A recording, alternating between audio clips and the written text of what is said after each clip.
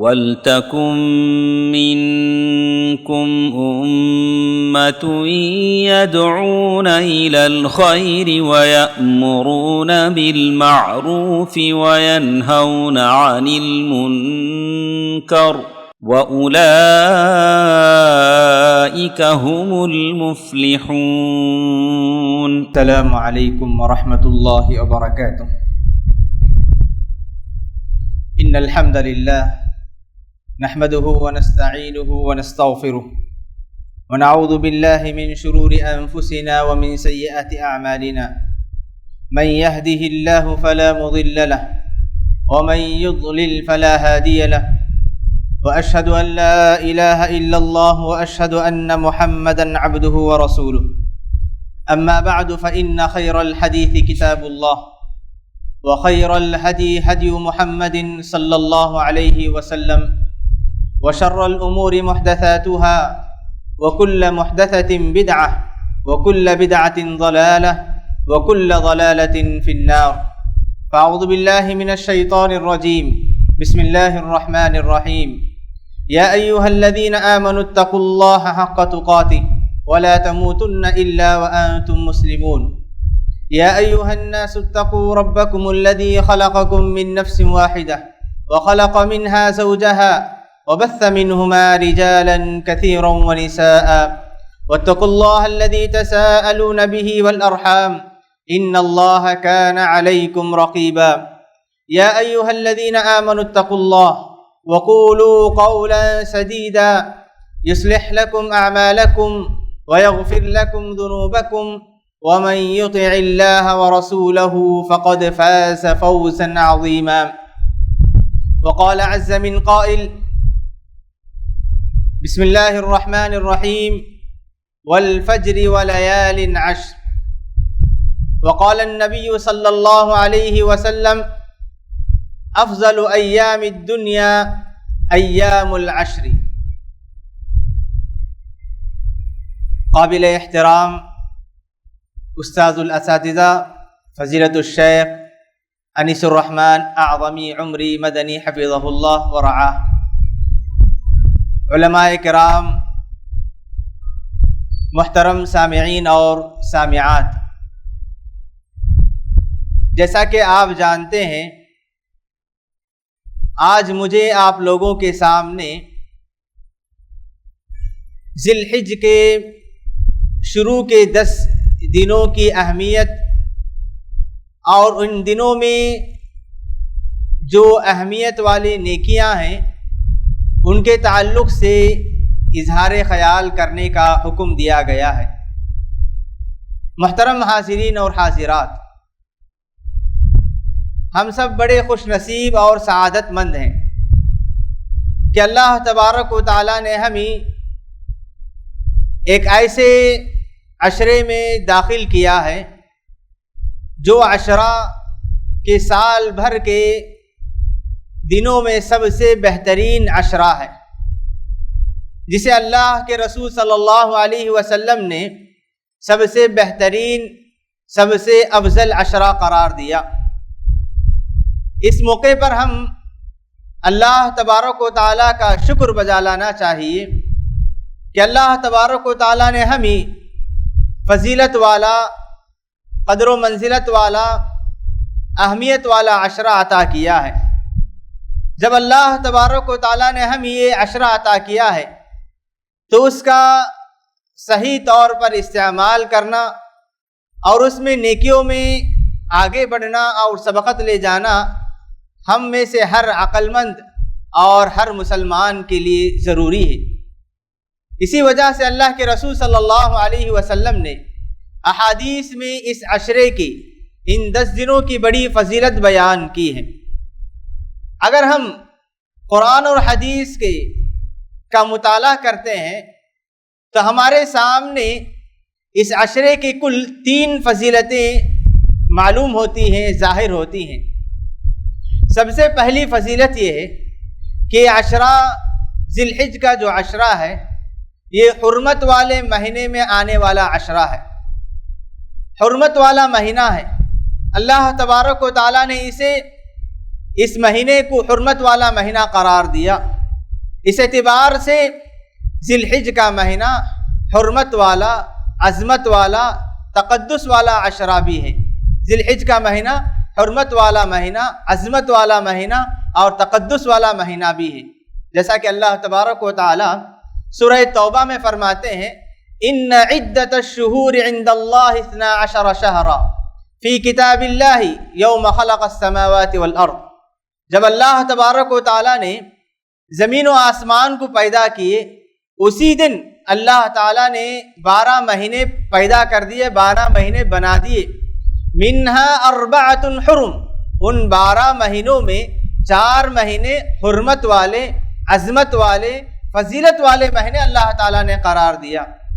اب یہ عشرہ اسی حرمت والے مہینے میں واقع ہے، تو اس میں اللہ تبارک و تعالیٰ نے جو عشرہ عطا کیا، اس میں ہمیں زیادہ سے زیادہ نیکیوں میں آگے بڑھنا ہے، نیکیوں کا جذبہ اپنے اندر پیدا کرنا ہے، نیکیوں میں آگے بڑھنے کا شوق اپنے دل میں پیدا کرنا ہے، کیونکہ اللہ تعالیٰ نے اسے حرمت والا مہینہ قرار دیا، اور اس مہینے میں اور اس عشرے میں ہر قسم کی برائی، ہر قسم کے گناہ، ہر قسم کے گناہ سے، غلطیوں سے دور رہنا چاہیے۔ کیوں؟ کیونکہ اللہ تعالیٰ فرماتے ہیں منہا 4 حرم، اس کے بعد فرماتے ہیں فلا تظلموا فیہن انفسکم، ان 4 مہینوں میں تم اپنے آپ پر ظلم نہ کرو۔ غور کرنے کا مقام ہے کہ اللہ تبارک و تعالیٰ نے ظلم سال کے 12 مہینے میں بھی حرام کر دیے ہیں، خصوصیت کے ساتھ ان 4 مہینوں میں اللہ تعالیٰ نے کہا کہ فلا تظلموا فیہن انفسکم، ان 4 مہینوں میں تم ظلم نہ کرو، کیونکہ ان 4 مہینوں میں ظلم کی خطرناکی بہت زیادہ ہو جاتی ہے۔ ان 4 مہینے میں گناہ کا جو اثر ہے وہ بہت زیادہ ہو جاتا ہے۔ ان 4 مہینوں میں گناہ اللہ تعالیٰ کو بہت ناراض کرنے والے ہوتے ہیں۔ اس اعتبار سے ہمیں اپنے دل میں یہ شعور پیدا کرنا ہے کہ اللہ نے ہمیں ایک ایسے عشرے میں مقدس اور حرمت والا عشرہ عطا کیا ہے۔ یہ عشرہ حرمت والے مہینے میں واقع ہونے کے اعتبار سے فضیلت والا عشرہ قرار پایا۔ دوسری فضیلت، اس عشرے کو اللہ کے رسول صلی اللہ علیہ وسلم فرماتے ہیں کہ یہ جو عشرہ ہے، یعنی یہ 10 دن سال بھر کے سب سے بہترین 10 دن ہیں، سال بھر کے سب سے بہترین دن ہیں۔ اسی لیے اللہ کے رسول صلی اللہ علیہ وسلم نے فرمایا افضل ایام الدنیا ایام العشر، دنیا کے سب سے بہترین، سال بھر کے سب سے بہترین 10 دنوں میں یہ دن سب سے زیادہ بہتر ہے، سب سے زیادہ فضیلت والے دن ہیں۔ جب اللہ اور اس کے رسول نے ان دنوں کو فضیلت عطا کیے ہیں تو اس کا معنی یہ ہے کہ ہم نیکیوں میں آگے بڑھیں، نیکیوں میں آگے بڑھیں، نیکیوں میں سبقت لے جائیں۔ ہر نیکی جسے اللہ اور اس کے رسول نے کرنے کی اجازت دی، ہر نیکی میں آگے بڑھنے کا شوق اور جذبہ ہمارے اندر آنا چاہیے۔ ان 10 دنوں کی اہمیت کو جاننے کے لیے تیسری فضیلت یہ ہے کہ اللہ تبارک و تعالیٰ نے ان 10 دنوں کی قسم کھائی ہے۔ سورۃ الفجر میں اللہ تعالیٰ فرماتے ہیں والفجر ولیال عشر، قسم ہے فجر کے وقت کی اور قسم ہے 10 راتوں کی۔ 10 راتوں سے مراد یہ 10 دن ہیں، ذی الحج کے شروع کے 10 دن ہیں۔ تو اللہ تبارک و تعالیٰ نے ان 10 دنوں کو حرمت والے مہینے میں بنائے، اللہ تبارک و تعالیٰ نے ان 10 دنوں کو سب سے فضیلت والے دن قرار دیے، اور اللہ تبارک و تعالیٰ نے ان دنوں کی قسم کھائی ہے۔ اللہ تبارک و تعالیٰ جب کسی چیز کی قسم کھاتے ہیں تو اس کی اہمیت، قدر و منزلت کی بات ہوتی ہے۔ جیسا کہ عام طور پر انسان جب کسی بات کو اہمیت کے طور پر بتانا چاہتا ہے تو اپنے سامنے والے کے پاس قسم کھاتا ہے کہ میں قسم کھا کر کہتا ہوں کہ میری بات صحیح ہے، میں جھوٹا نہیں ہوں۔ تو اس طرح کوئی بھی آدمی اپنی بات کی اہمیت کو بتلانے کے لیے قسم کھاتا ہے۔ تو اسی طرح اللہ تبارک و تعالیٰ بھی کسی چیز کی اہمیت کو بتلانے کے لیے، کسی نیکی کی اہمیت کو بتلانے کے لیے اس کی قسم کھاتے ہیں۔ تو اللہ تبارک و تعالیٰ نے ان 10 دنوں کی قسم کھائی ہے۔ تو یہ 10 دن بڑے فضیلت والے دن ہیں۔ ان دنوں کے تعلق سے جو فضیلتیں آئی ہیں، اسی وجہ سے بعض علماء کرام نے کہا کہ یہ 10 دن رمضان کے آخری 10 دنوں کے سے بھی زیادہ افضل دن ہے، رمضان کے آخری 10 دنوں کی راتوں سے بھی زیادہ افضل یہ دن ہے۔ علامہ ابن تیمیہ رحمہ اللہ نے ان 10 دنوں کی فضیلت بتلاتے ہوئے فرمایا کہ یہ 10 دن رمضان سے بھی زیادہ فضیلت والے دن ہیں۔ اور ابن قیم رحمہ اللہ نے علامہ ابن تیمیہ رحمہ اللہ کے اس قول کی مزید وضاحت فرماتے ہوئے کہا کہ اللہ تبارک و تعالیٰ نے رمضان کے مہینے کو جو فضیلت عطا کی، رمضان کے آخری راتوں کو جو فضیلت عطا کی، وہ لیلۃ القدر، شب قدر کی وجہ سے ہے۔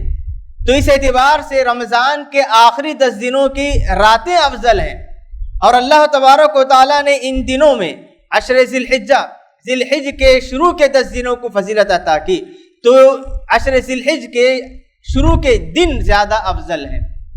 تو ہم میں سے ہر کوئی رمضان کے مہینے کی اہمیت کو تو سمجھتے ہیں، کیونکہ ہم بچپن سے سنتے آئے ہیں کہ رمضان کا مہینہ سب سے افضل مہینہ ہے، سب سے اہمیت والا مہینہ ہے، قدر و منزلت والا مہینہ ہے۔ اسی وجہ سے جیسے رمضان کا مہینہ داخل ہوتا ہے، رمضان کا چاند نظر آتا ہے، تو ہمارے اعمال میں، ہمارے ایکٹیویٹیز میں، ہماری عبادتوں میں، ہمارے چال چلن میں تبدیلی آتی ہے، نیکیوں میں آگے بڑھنے کا جذبہ پیدا ہوتا ہے، شوق کے ساتھ مسجد کا رخ کرتے ہیں، اور صف اول کی پابندی، تکبیر تحریمہ، قیام اللیل، تراویح اور دروس وغیرہ میں شامل ہوتے ہیں، کیونکہ اس وقت رمضان کا احساس، رمضان کی فضیلت کا احساس ہمارے دل میں ہوتا ہے۔ لیکن ان 10 دنوں میں اکثر لوگ غفلت کے شکار ہوتے ہیں، ان 10 دنوں کو بھی ایسے ہی معمولی ایام کے طور پر گزار دیتے ہیں۔ اس کی اہم وجہ یہ ہے کہ ہم ان 10 دنوں کی اہمیت کو نہیں سمجھتے، ان 10 دنوں کی اہمیت کو نہ سمجھنے کی وجہ سے ہم ان 10 دنوں کو غفلت میں، بیکار کاموں میں یا کسی ایسے کاموں میں گزار دیتے ہیں جسے اللہ اور اس کے رسول پسند نہیں کرتے۔ اسی لیے ہمیں یہاں سے اٹھتے ہوئے اس شعور کے ساتھ، اس جذبے کے ساتھ اور اس خیال کے ساتھ جانا ہے کہ اللہ نے ہمیں دنیا کے سال کے سب سے افضل دن عطا کیے ہیں۔ اس خیال کے ساتھ جائیں کہ اللہ نے ہمیں رمضان سے زیادہ افضل دن عطا کر دیے ہیں، اس میں میں رمضان سے زیادہ محنت کروں گا، اس میں رمضان سے زیادہ نیکیوں میں سبقت لے جاؤں گا، اور اس میں اعمال انجام دے کر اللہ کو راضی کرنے کی کوشش کروں گا۔ ان 10 دنوں کی خصوصیت اگر جاننا چاہتے ہو، اللہ کے رسول صلی اللہ علیہ وسلم فرماتے ہیں کہ ان 10 دنوں میں جو بھی نیکیاں انسان انجام دیتا ہے، وہ ساری نیکیاں اللہ تعالیٰ کو پسندیدہ ہیں۔ صحابہ اکرام نے عرض کیا، عبداللہ ابن عباس کی حدیث ہے، اللہ کے رسول صلی اللہ علیہ وسلم فرماتے ہیں، ما من ایام العمل الصالح فیہن احب الی اللہ من هذه الایام العشر۔ سال بھر کے جتنے دن ہیں ان تمام میں ان 10 دنوں میں کیے جانے والی نیکی اللہ تبارک و تعالیٰ کو سب سے زیادہ پسندیدہ ہے۔ صحابہ اکرام نے سوال کیا کہ اللہ کے رسول ولل جہاد فی سبیل اللہ، کہ ان دنوں کے علاوہ اگر کوئی آدمی دوسرے دنوں میں جہاد کرتا ہے تو کیا وہ بھی اس سے بھی زیادہ محبوب ہے اللہ تعالیٰ کو؟ اللہ کے رسول نے فرمایا نعم ولل جہاد فی سبیل اللہ، ہاں اللہ تعالیٰ کو ان دنوں میں کیے جانے والی نیکیاں جہاد سے زیادہ پسندیدہ ہیں۔ ہاں البتہ اگر کوئی آدمی اللہ کی راہ میں مال کے ساتھ، اپنی جان کے ساتھ نکلتا ہے اور کوئی چیز لے کر واپس نہیں لوٹتا ہے تو ایسے آدمی کو مقام مل جاتا ہے۔ تو اللہ تبارک و تعالیٰ نے ان 10 دنوں میں کیے جانے والی نیکیوں کو اللہ کے رسول صلی اللہ علیہ وسلم نے سب سے پسندیدہ نیکیاں قرار دیا۔ جب اللہ کے رسول نے کہا کہ یہ نیکیاں اللہ کو بہت زیادہ پسندیدہ ہیں تو نیکی کرنے والے کو بھی اللہ تعالیٰ پسند کرنے لگتے ہیں۔ اگر کوئی آدمی ان دنوں میں نیکیوں میں آگے بڑھے، اس عقیدے کے ساتھ، اس تصور کے ساتھ کہ اللہ کے رسول نے کہا کہ ان دنوں میں کیے جانے والی نیکیاں اللہ تعالیٰ کو پسند ہیں، اللہ تعالیٰ ان نیکیوں کو چاہتے ہیں، تو آپ یقین مانیں کہ آپ اگر نیکیوں میں آگے بڑھتے جائیں گے اور اللہ تعالیٰ کی محبت بھی تمہارے لیے لازم ہو جائے گی۔ بندہ اللہ تعالیٰ کی پسندیدہ نیکیوں میں آگے بڑھتا جائے گا، ایک موقع اور ایک مرحلہ ایسا بھی آئے گا کہ وہ اللہ تعالیٰ کا پسندیدہ اور اللہ تعالیٰ کا محبوب بندہ شمار ہوگا۔ اللہ تبارک و تعالیٰ نے ہمیں یہ موقع عطا کیے ہیں، اس موقع کو غنیمت جانیے، اسے اللہ تعالیٰ کی طرف سے ایک عظیم تحفہ جانیے۔ اللہ تبارک و تعالیٰ کی طرف سے ایک عظیم نعمت جانیے. جب تک ہم اپنے دل کو اس احساس کے ساتھ نہیں بھر لیں گے، جب تک ہم اس شعور کے ساتھ اس عشرے کو نہیں گزاریں گے، نیکی میں ہرگز آگے نہیں بڑھ سکتے. نیکیوں میں آگے بڑھنے کے لیے، نیکیوں میں سبقت کرنے کے لیے، نیکیوں کا جذبہ پیدا کرنے کے لیے ان 10 دنوں کی اہمیت کو اپنے دل میں پیدا کرنا ضروری ہے. اسی وجہ سے اللہ کے رسول صلی اللہ علیہ وسلم صحابہ کرام کے درمیان ان 10 دنوں کی اہمیت بار بار بیان کیا کرتے تھے، اور صحابہ کرام بھی اپنے ساتھیوں کو یاد دلانے کے لیے ان 10 دنوں کی بڑی قدر کیا کرتے تھے. عبداللہ ابن عمر رضی اللہ عنہ اور ابو ہریرہ رضی اللہ عنہ کے تعلق سے آتا ہے کہ جیسے ہی یہ عشرہ داخل ہوتا، ذی الحج کا چاند جیسے ہی نظر آتا، دونوں صحابی بازار چلے جاتے. بازار جانے کا مقصد چیزیں خریدنا نہیں، بلکہ لوگوں کو اس عشرے کی اہمیت یاد دلانا. بازار جا کر بلند آواز سے تکبیر بلند کرتے. لوگ بازار میں ان کی آواز سن کر لوگ بھی بازار میں تکبیر بلند کرتے، تو اس طرح ان کی آواز سے پورا بازار گونجنے لگتا. میمون ابن مہران کہتے ہیں کہ جیسے ہی یہ ذی الحج کا عشرہ داخل ہوتا تو لوگ تکبیرات کا اہتمام اس قدر زیادہ کرتے تھے کہ کبھی کبھار ان کی آواز اس قدر گونجنے لگتی کہ جس طرح سمندر کی موجیں آنے کی وجہ سے ایک عجیب آواز آتی ہے، تکبیرات کی وجہ سے، تکبیرات کی آواز سے اس طرح موجوں کی آواز کی طرح بازار سے، محلوں سے نکلا کرتی تھی. تو اس طرح یہ عشرہ نیکیوں میں آگے بڑھنے کا، نماز کی پابندی کا، زکوٰۃ، صدقہ و خیرات کا، روزے کا، ہر قسم کی نیکی میں آگے بڑھنے کا عشرہ ہے. اللہ کے رسول صلی اللہ علیہ وسلم نے صحابہ کرام کے دلوں میں اس کا شعور پیدا کیا. صحابہ کرام نے ان 10 دنوں کا بہترین فائدہ اٹھایا، اور اللہ کے رسول صلی اللہ علیہ وسلم کے صحابہ کے بعد جو بھی تابعین، تبع تابعین کے تعلق سے آتا ہے کہ جیسے ہی وہ لوگ اس عشرے کو داخل ہو جاتے، محنتوں میں اور نیکیوں میں لگ جایا کرتے تھے. مشہور تابعی سعید بن جبیر رحمہ اللہ کے تعلق سے آتا ہے کہ یہ عشرہ جیسے ہی داخل ہوتا، نیکیوں میں، عبادات میں اس قدر محنت کرتے کہ کبھی کبھار ان کی طاقت جواب دے جاتی، اتنی محنت کرتے، کیونکہ یہ عشرہ بڑی اہمیتوں والا، فضیلتوں والا عشرہ ہے. ان عشرے میں نیکیوں میں آگے بڑھ کر ہم اللہ کو راضی کر سکتے ہیں. بہترین موقع جان کر وہ لوگ اتنی محنت کرتے کہ کبھی کبھار وہ تھک جایا کرتے تھے. اور عثمان النہدی کہتے ہیں کہ ہم نے اپنے بزرگوں کو، سلف صالحین کو پایا کہ وہ سال بھر میں 3 عشرے کی بڑی اہمیت دیا کرتے تھے. كانوا يعظمون 3 عشرات، کہ کہتے ہیں کہ ہم نے جو لوگوں کو پایا وہ لوگ 3 عشرے کو بڑی اہمیت دیا کرتے تھے. ان میں سے سب سے پہلا عشرہ رمضان کا آخری عشرہ، رمضان کے آخری 10 دنوں کو بڑی اہمیت دیا کرتے تھے، کیونکہ ان 10 دنوں میں اللہ کے رسول صلی اللہ علیہ وسلم کے تعلق سے آتا ہے کہ جیسے رمضان کا آخری عشرہ آتا تو اللہ کے رسول کی عبادتوں میں اور اضافہ ہوتا. اللہ کے رسول رات بھر جاگتے، اپنے گھر والوں کو جگایا کرتے تھے. یہ ساری باتیں تھیں. اللہ کے رسول اعتکاف کیا کرتے تھے، شب قدر کی تلاش میں محنت کیا کرتے تھے. اور دوسرا عشرہ ذی الحج کے شروع کے 10 دن، اور اسی طرح محرم کے 10 دن. سلف صالحین کے تعلق سے آتا ہے کہ وہ سال بھر میں ان 3 عشروں کی بڑی قدر کیا کرتے تھے، بڑی اہمیت ان کے تعلق سے ہے. تو صحابہ کرام نے ان 10 دنوں کو عبادت کے لیے، نیکیوں میں آگے بڑھنے کے لیے، اللہ کو راضی کرنے کے لیے، جنت کے مستحق بننے کے لیے، اور اپنے آپ کو جہنم سے چھٹکارا دلوانے کے لیے استعمال کیا کرتے تھے.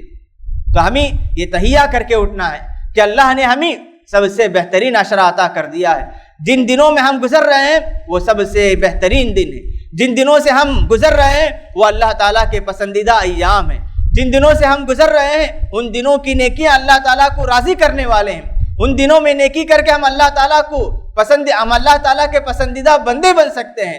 اس خیال کے ساتھ آپ جائیں کہ میں نیکی میں آگے بڑھوں گا، جو ایام باقی ہیں، جو دن باقی ہیں ان میں محنت کروں گا، بیکار کام میں نہیں لگوں گا. ہر قسم کے گناہ، ہر قسم کی برائی، ہر قسم کی غلطی سے میں اپنے آپ کو دور رکھوں گا، کیونکہ یہ فضیلت والا عشرہ ہے، حرمت والا عشرہ ہے، مقدس عشرہ ہے، عظمت والا عشرہ ہے، قدر و منزلت والا عشرہ ہے. تو اس خیال سے جائیں تبھی اللہ تعالیٰ ہمیں توفیق دیں گے. اور ساتھ ہی ساتھ اللہ تعالیٰ سے دعا کرتے رہیں، اللہ سے توفیق طلب کرتے رہیں کہ پروردگار مجھے ان 10 دنوں میں زیادہ سے زیادہ نیکیوں میں آگے بڑھنے کی توفیق عطا فرما. ہمیں اس دعا کا خصوصیت کے ساتھ اہتمام کرنا چاہیے۔ معزز حاضرین اور حاضرات، ان 10 دنوں میں اللہ کے رسول صلی اللہ علیہ وسلم کے حدیث پر اگر ہم غور کرتے ہیں تو اللہ کے رسول صلی اللہ علیہ وسلم نے ہر نیکی کی اہمیت بتائی۔ ما من ایام العمل الصالح، کہ ان 10 دنوں میں ہر نیکی اللہ تعالیٰ کو پسندیدہ ہے۔ کسی نیکی کو آپ معمولی نہ سمجھیں، کسی نیکی کو معمولی نہ سمجھیں، ہر نیکی اللہ تعالیٰ کو پسند ہے، ہر نیکی کرنے والے کو اللہ تعالیٰ پسند کرتے ہیں۔ لیکن خصوصیت کے ساتھ چند اہم نیکیاں ہیں جس کی طرف ہمیں توجہ دینی چاہیے، اس کی طرف بھی میں توجہ دلانا چاہتا ہوں۔ ان 10 دنوں میں جو نیکیاں کی جاتی ہیں، اس سے پہلے ایک اہم سوال ہے کہ اللہ تعالیٰ نے اس عشرے کو اتنی اہمیت کیوں دی؟ اللہ کے رسول نے اس قدر اہمیت والا عشرہ کیوں قرار دیا؟ ہماری شریعت میں اس عشرے کو اس قدر و منزلت کیوں عطا کی گئی؟ اس کے تعلق سے حافظ ابن حجر رحمہ اللہ نے ایک جگہ لکھا ہے کہ میں نے غور کیا، تو حافظ ابن حجر رحمہ اللہ کہتے ہیں کہ میں نے غور کیا تو مجھے یہ بات سمجھ میں آئی کہ ان 10 دنوں میں جتنی نیکیاں جمع ہوتی ہیں وہ سال بھر کے کسی دن میں، کسی مہینے میں اتنی نیکیاں جمع نہیں ہوتی۔ ان 10 دنوں میں انسان اسلام کے تعلق سے اور اللہ اس کے رسول نے جتنی نیکیاں بتائی ہیں ساری نیکیوں میں آگے بڑھ سکتا ہے، ساری نیکیاں کر سکتا ہے۔ ان میں سب سے اہم نیکی حج اور عمرہ کی نیکی ہے۔ حج ان 10 دنوں کے علاوہ یا ذی الحج کے علاوہ کسی اور مہینے میں حج کے ارکان ادا کرنا ناممکن ہے، حج کے ارکان ادا نہیں کر سکتے۔ اس عشرے میں اللہ تعالیٰ نے روزے کو مستحب قرار دیا، اسلام نے روزے کو مستحب قرار دیا۔ ذکر و اذکار، صدقہ و خیرات، جتنی عبادتیں ہیں ساری عبادتیں مستحب قرار پاتی ہیں۔ اسی لیے اس عشرے میں سب سے زیادہ اہمیت والی جو نیکی ہے وہ حج و عمرے کی نیکی ہے۔ اسی عشرے میں حاجی وقوف عرفہ کرتے ہیں، اسی عشرے میں حجاج رمی جمرات سے فارغ ہوتے ہیں اور یوم النحر کے جو بھی کام ہیں اسی عشرے میں انجام دیتے ہیں۔ تو یہ مسلمانوں کا ایک خاص طبقہ انجام دیتا ہے۔ لیکن اگر غور کیا جائے، حج اگرچہ کہ مسلمانوں کا خاص طبقہ انجام دیتا ہے، اس کا فائدہ، اس کا پیغام سارے لوگوں کے لیے ہے۔ حج کے میدان، عرفے کے میدان میں سب اللہ تبارک و تعالیٰ کی تعریف، توصیف، تکبیر اور تحلیل بلند کرتے ہیں، یہ بتلانے کے لیے کہ عبادت کا مستحق، کبر کا مستحق اور تعریف اور توصیف کا مستحق صرف اللہ تبارک و تعالیٰ ہے۔ اور حج کے میدان میں سب ایک جمع ہو کر ہمیں قیامت محشر کے میدان میں جمع ہونے کو یاد دلاتے ہیں۔ اس طرح حج کا پیغام بہت عام ہے، سارے لوگوں کو اس میں سبق ملتا ہے۔ اس کے بعد دوسری اہم نیکی روزہ ہے۔ دوسری اہم نیکی روزہ ہے کہ اللہ تبارک و تعالیٰ کو اگر ہم راضی کرنا چاہیں، اللہ تعالیٰ کو پسندیدہ نیکی اگر کوئی ہے تو ان 10 دنوں میں روزے کی نیکی بھی ہے۔ اللہ کے رسول صلی اللہ علیہ وسلم کے تعلق سے آتا ہے کہ اللہ کے رسول ان 10 دنوں میں سے شروع کے 9 دن روزہ رکھا کرتے تھے۔ حفصہ رضی اللہ عنہ وغیرہ سے یہ مروی ہے، کہا کرتے ہیں کان رسول اللہ صلی اللہ علیہ وسلم یصوم 9 ذی الحجہ۔ 9 ذی الحجہ سے مراد 9 ذی الحجہ ہے یا ذی الحج کے شروع کے 9 دن ہے، اس تعلق سے محدثین میں اختلاف ہے۔ البتہ راجح قول کے مطابق شروع کے 9 دن ہیں، اور اسی لیے امام نووی رحمہ اللہ نے لکھا ہے کہ ان 9 دنوں میں روزے کی اہمیت بہت زیادہ ہے۔ ان 9 دنوں میں روزہ بہت زیادہ مستحب عمل ہے، یہ یستحب استحبابا شدیدا، انہوں نے کہا کہ ان 9 دنوں میں روزے کی اہمیت بہت زیادہ ہو جایا کرتی ہے۔ العمل الصالح کے عموم میں روزہ بھی داخل ہو سکتا ہے۔ تو اسی لیے ان 10 دنوں میں روزہ جو آدمی رکھ سکتے ہیں، جو بھی مرد عورتیں روزہ رکھ سکتے ہیں، انہیں روزہ رکھنا چاہیے۔ روزے کی بڑی اہمیت آئی ہے۔ روزے کی فضیلت اگر جاننا چاہتے ہیں تو اللہ تبارک و تعالیٰ فرماتے ہیں الصوم لی، حدیث قدسی ہے، الصوم لی وانا اجزی بہ، روزہ میرے لیے ہے، بندہ میرے لیے کھانا پینا شہوت چھوڑ دیتا ہے، وانا اجزی بہ، اور روزے کا بدلہ بھی میں ہی عطا کروں گا۔ اس کا بدلہ کتنا ہے اللہ تبارک و تعالیٰ بہتر جانتے ہیں۔ اور ان 10 دنوں میں خصوصیت کے ساتھ عرفے کے روزے کی بڑی اہمیت آئی ہے۔ عرفے کے روزے کی بڑی اہمیت آئی ہے۔ اللہ کے رسول صلی اللہ علیہ وسلم نے فرمایا مجھے امید ہے، مجھے یقین ہے کہ اللہ تبارک و تعالیٰ اس ایک دن روزے کے بدلے پچھلے اور آنے والے ایک سال اگلے سال کے گناہوں کو معاف کر دیں گے۔ تو عرفے کے دن کا روزہ اہتمام کے ساتھ رکھنا چاہیے۔ 9 دن بھی روزہ رکھنے کی کوشش کریں۔ کام کی وجہ سے، مشغولیات کی وجہ سے 9 دن روزہ رکھنا مشکل ہے، تو عرفے کے دن کا تو روزہ رکھنا ہی ہے، کیونکہ یہ بہت ہی بڑی نیکی ہے اور اس کی بڑی خوشخبریاں، اس کا بدلہ بہت زیادہ بتلایا گیا ہے۔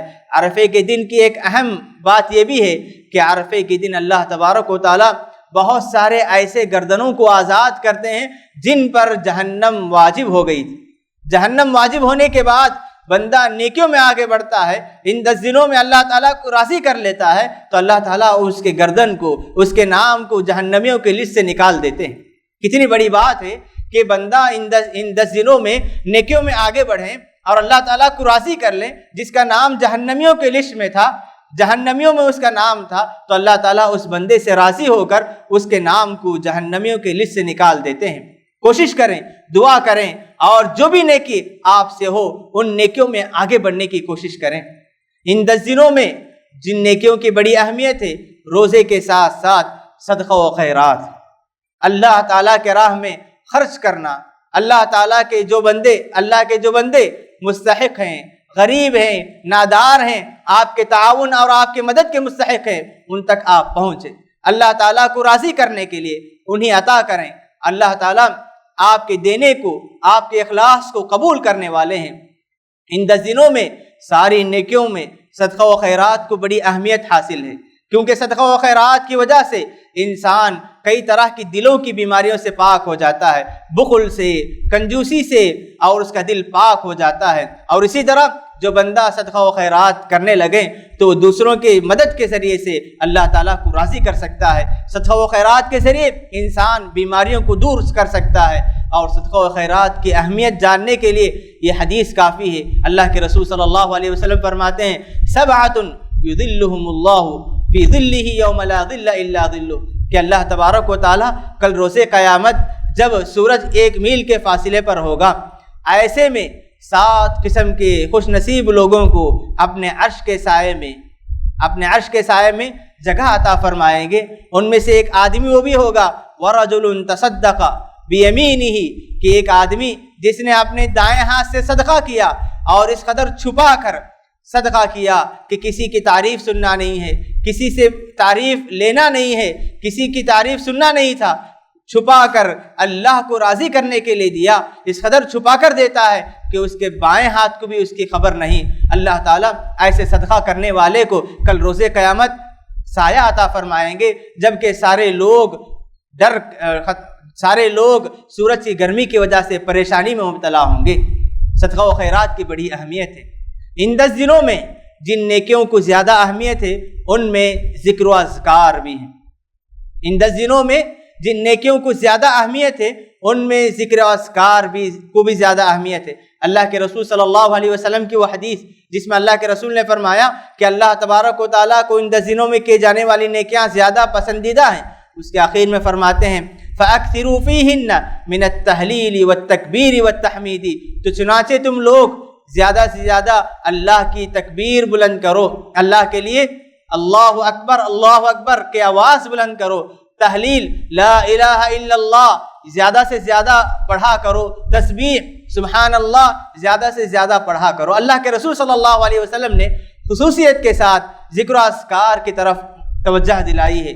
تو ایسے میں ان 10 دنوں میں ذکر و اذکار کی جتنی صورتیں ہیں، تلاوت قرآن، ذکر و اذکار، ادعیہ جتنے بھی ہیں، ساری نیکیوں کی اہمیت بڑھ جاتی ہے۔ اور ذکر و اذکار کی اہمیت جاننے کے لیے یہ کس قدر آسان عبادت ہے، اس کے لیے کوئی محنت کی ضرورت نہیں۔ آپ ہر حال میں چلتے پھرتے بیٹھتے سفر میں ہر حال میں کام کرتے ہوئے اپنی زبان کو اللہ تعالیٰ کی یاد سے تر رکھیں، اللہ تعالیٰ آپ کو جو ہے ثواب عطا کرتا جائے گا۔ تو ذکر و اذکار کی بڑی اہمیت ہے۔ اللہ کے رسول صلی اللہ علیہ وسلم نے خصوصیت کے ساتھ ان 10 دنوں میں زیادہ سے زیادہ ذکر و اذکار کی طرف ہمیں متوجہ کیے ہیں، توجہ دلائے ہیں۔ عجیب بات یہ ہے کہ ہم میں سے اکثر لوگ یہ سمجھتے ہیں کہ ذکر اذکار کے ایام عرفے کے دن 9 ذی الحجہ سے ایام التشریق تک ہی ہیں۔ اسی وجہ سے بہت سارے لوگ بس 9 ذی الحجہ سے 13 ذی الحجہ کی شام تک تکبیر اور اس طرح ذکر و اذکار کا اہتمام زیادہ کرتے ہیں۔ وہ اہتمام کرنے کے ایام ہیں، لیکن ذکر و اذکار کا ایام اس کی اہمیت ذی الحجہ کے چاند نظر آنے سے شروع ہو جاتی ہے۔ اس کے ایام ذی الحجہ کے چاند نظر آنے کے بعد سے شروع ہو جاتے ہیں۔ اسی وجہ سے ہم یہ نہ سمجھیں ذکر و اذکار کی اہمیت 9 ذی الحجہ سے ہیں، عرفے کے دن فجر سے جو ہے لوگ زیادہ سے زیادہ اہتمام کرتے ہیں، تو اہتمام کرنا ہی ہے۔ ذی الحجہ کے ایام جیسے ہی شروع ہو جائیں، ذی الحجہ کا چاند جیسے ہی نظر آ جائیں، زیادہ سے زیادہ تکبیر و تحلیل، تسبیح، تحمید، اللہ تعالیٰ کی تعریف، الحمدللہ، سبحان اللہ وبحمدہ، سبحان اللہ العظیم، لا الہ الا اللہ، اللہ اکبر، جتنے اذکار آپ کو یاد ہیں۔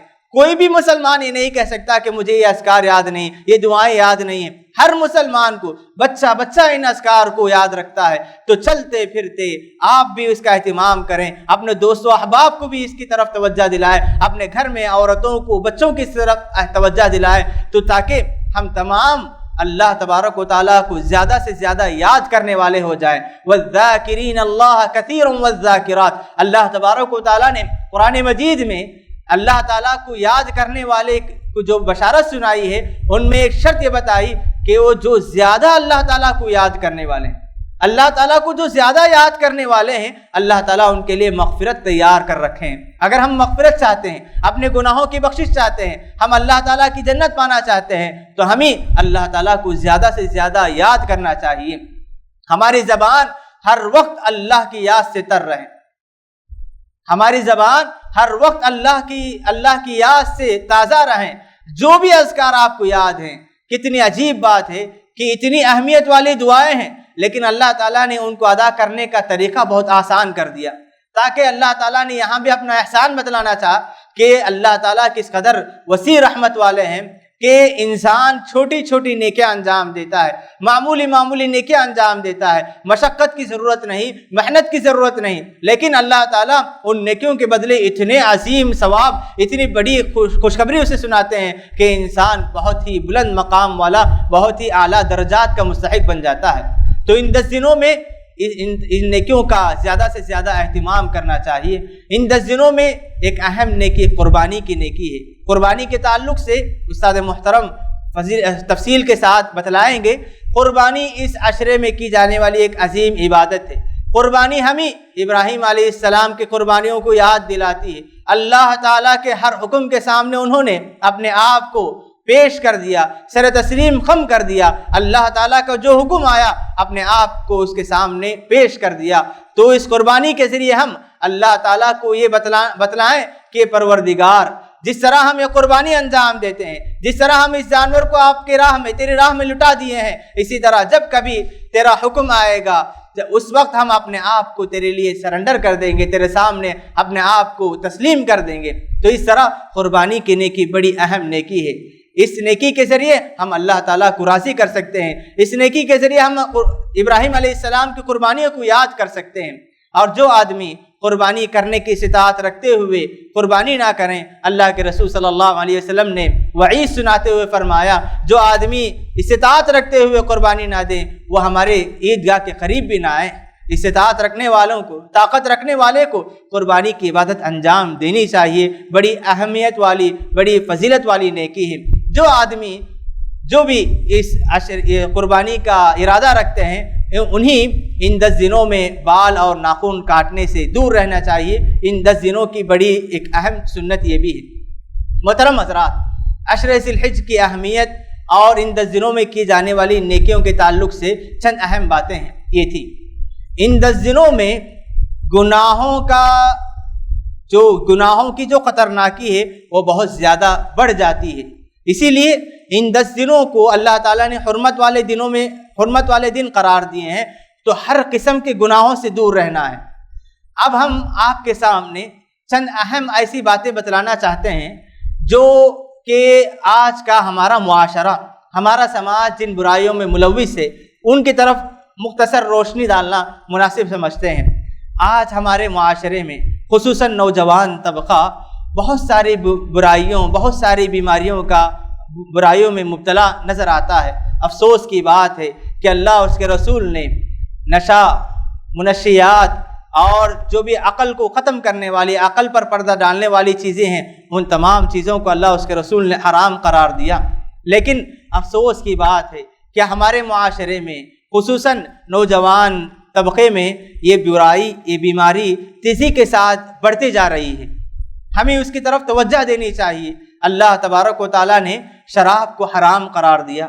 اللہ تعالیٰ نے شراب کو حرام کرنے کے بعد اس کی خطرناکی، اس کے نقصانات کی وضاحت کرتے ہوئے فرماتے ہیں یا ایھا الذین آمنوا انما الخمر والمیسر والانصاب والازلام رجس من عمل الشیطان۔ جب اللہ تعالیٰ نے جوا، شراب اور بتوں کے لیے ذبح کرنا اور جو پتھر گاڑتے ہیں ان ساری چیزوں کے تعلق سے کہا کہ رجسن، یہ ساری چیزیں گندگی ہیں، ساری چیزیں گندگی ہیں۔ سب سے پہلا ذکر اللہ تعالیٰ نے کہا کہ شراب گندگی ہے۔ شراب پینے کی وجہ سے انسان گندگی میں، ظاہری گندگی ہو یا باطنی گندگی میں مبتلا ہو جاتا ہے۔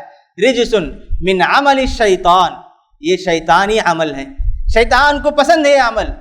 آدمی شراب پی کر، نشہ لے کر یا جو بھی چیزیں اس کے عقل پر پردہ ڈال دیں تو شیطان اس کو پسند کرتا ہے۔ اللہ تعالیٰ نے کہا رجسن من عمل الشیطان، مسلمانوں سے کہا، ایمان والوں سے کہا کہ فاجتنبوہ لعلکم تفلحون، اس طرح کی ساری چیزوں سے تم مکمل طور پر دور ہو جاؤ، اس طرح کی ساری چیزوں سے اپنے آپ کو دور رکھو، لعلکم تفلحون، اگر تم دنیا اور آخرت کی کامیابی چاہتے ہو تو تم ان تمام چیزوں سے دور رہو۔ پھر اس کے بعد اللہ تعالیٰ نے فرمایا انما یرید الشیطان ان یوقع بینکم العداوۃ والبغضاء، کہ شیطان چاہتا ہے کہ تمہارے درمیان دشمنی، بغض، کینہ پیدا کریں۔ شیطان چاہتا ہے کہ جوے کے ذریعے سے اور شراب کے ذریعے سے ہمارے درمیان دشمنی پیدا کرنا چاہتا ہے، ہمارے درمیان کینہ لانا چاہتا ہے۔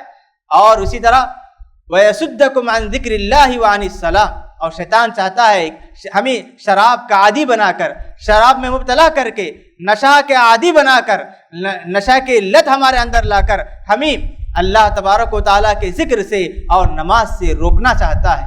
تو کیا کوئی انسان چاہے گا کہ شیطان کو خوش کر دیں، گندگی میں ملوث ہو جائیں، اللہ تعالیٰ کے ذکر سے دور ہو جائیں اور نماز سے دور ہو جائیں؟ کوئی مسلمان نہیں چاہے گا۔ شیطان چاہتا ہے کہ مسلمان انسان شراب پیے، نشہ لیں اور نشہ کی جتنی چیزیں ہیں ساری چیزوں میں ملوث ہو کر اپنے آپ کو اور اس طرح کی گندگیوں میں ملوث کر دیں۔ اللہ تبارک و تعالیٰ نے انسان کو بڑا مقام عطا کیا عقل کے ذریعے سے۔ یہ ایک عقل ایسی چیز ہے، اللہ تبارک و تعالیٰ نے ساری انسانیت کو عقل کے ذریعے سے امتیازی حیثیت عطا کی، امتیازی مقام عطا کیا۔ وَلَقَدْ كَرَّمْنَا بَنِي آدم، اللہ تعالیٰ فرماتے ہیں ہم نے آدم کی اولاد کو مقام عطا کیا، بلندی عزت عطا کی۔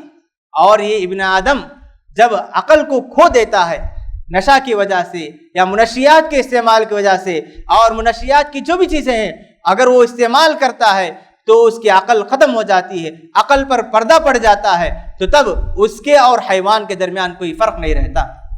اللہ تعالیٰ نے اسے جو مقام عطا کیا، اسے جو عزت عطا کی، اس عزت کو کھو دیتا ہے اور اس انسان میں اور حیوان میں کوئی فرق نہیں۔ اگر ہم عقل کی اہمیت کو جاننا چاہتے ہیں، اللہ تعالیٰ ہمیں عقل کی اہمیت کو اہمیت کو پہچاننے کے لیے ہمارے معاشرے میں چند ایسے لوگوں کو بھی پیدا کیے جنہیں ہم مجنون کہتے ہیں، دیوانہ کہتے ہیں۔ اگر کوئی آدمی شراب پینے کے بعد اس کی حیثیت کیسی ہوگی، اس کی حالت کیسی ہوگی، اگر وہ دیکھنا چاہتا ہے تو وہ کسی دیوانے کو دیکھے۔ کیا کوئی آدمی، کوئی عقل مند یہ چاہے گا کہ میری حالت بھی اسی دیوانے کی طرح ہو جائے؟ ہرگز نہیں چاہے گا۔ اللہ تعالیٰ نے انسان کو عقل کے ذریعے نوازا ہے، عقل کے ذریعے اس کا مقام بلند کیا ہے۔ جب انسان شراب کی وجہ سے، نشہ کی وجہ سے عقل پر پردہ ڈال لیتا ہے تو ایسے جگہوں پر جا گرتا ہے کہ جس کا اس کو خود احساس نہیں ہوتا۔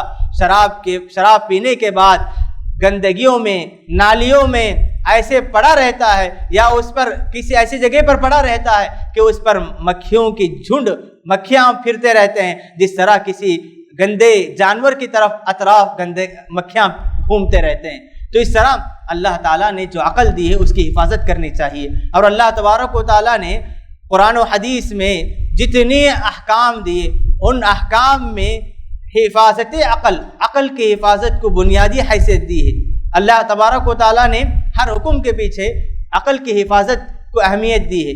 اور اللہ تعالیٰ چاہتے ہیں کہ انسان کوئی بھی ایسا کام نہ کرے جس کی وجہ سے اس کے عقل پر کوئی اثر ہو. کوئی بھی ایسا کام نہ کرے جس کی وجہ سے اس کے عقل پر اثر ہو اور ہوش و حواس کھو دے. اسی لیے اللہ کے رسول صلی اللہ علیہ وسلم نے فرمایا کہ اگر شراب زیادہ پینے سے، زیادہ مقدار میں پینے سے نشہ آئے، اس کی کم مقدار بھی حرام ہے. ما اسکر کثیرہ فقلیلہ حرام. اللہ کے رسول نے فرمایا کہ جس کا زیادہ حصہ نشہ دیں اس کا کچھ حصہ بھی حرام ہے. اور اللہ کے رسول صلی اللہ علیہ وسلم نے فرمایا کہ شراب صرف شراب ہی نہیں بلکہ جو بھی نشہ آ جائے، جو بھی چیز عقل پر پردہ ڈال دے اسے حرام قرار دیا. کل ما خامر العقل فهو خمر. اس طرح بعض لوگوں نے کہا کہ ہر وہ چیز جو عقل پر پردہ ڈال دے وہ حرام ہے. تو اسلام نے شراب کو حرام کیا، نشہ لینے کو حرام قرار دیا. اور احادیث میں اگر ہم غور کرتے ہیں تو اس کو ایک حدیث میں اللہ کے رسول صلی اللہ علیہ وسلم نے فرمایا ام الخبائث کہا. سارے برائیوں کی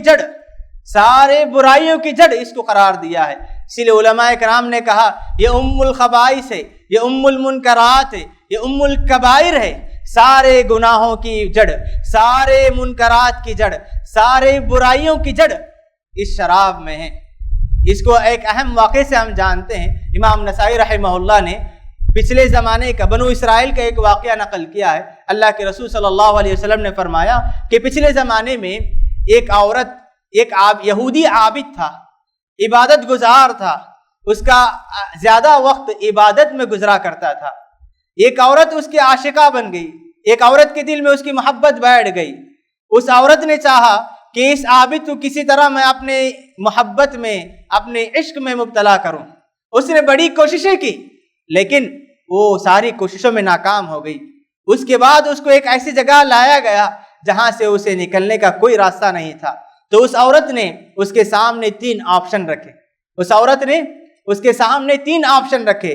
ایک شراب کی بوتل رکھی، کہا کہ شراب پیو، یا یہ لڑکا ہے اس بچے کو تم قتل کرو، یا میرے ساتھ بدکاری کرو، میرے ساتھ مکالہ کرو. تو اس نے دیکھا، وہ عابد نے دیکھا کہ ان 3 چیزوں میں عورت کے ساتھ بدکاری کروں، زنا بہت بڑا گناہ ہے، اور بے جان معصوم بچے کو قتل کروں یہ بھی بہت بڑا گناہ ہے. اس نے سمجھا کہ شراب پینا ایک معمولی بات ہے، ان 3 کے مقابلے میں شراب پینا کم گناہ سمجھا. تو اس عابد نے، اس عبادت گزار یہودی نے شراب پی لیا. اس حدیث میں آتا ہے کہ شراب پینے کے بعد اس نے اس بچے کو بھی قتل کیا، کیونکہ شراب پینے کے بعد اس کی عقل ختم ہو گئی، ہوش و حواس میں نہیں رہا. تو ہوش و حواس کھونے کی وجہ سے شراب بھی پی لیا. شراب پینے کے بعد اس نے اس بچے کو بھی قتل کیا، اور اس بچے کو قتل کرنے کے بعد اس عورت کے ساتھ مکالہ بھی کیا. تو شراب ام الخبائث ہے، ام الکبائر ہے، ام المنکرات ہے، ساری برائیوں کی جڑ ہے.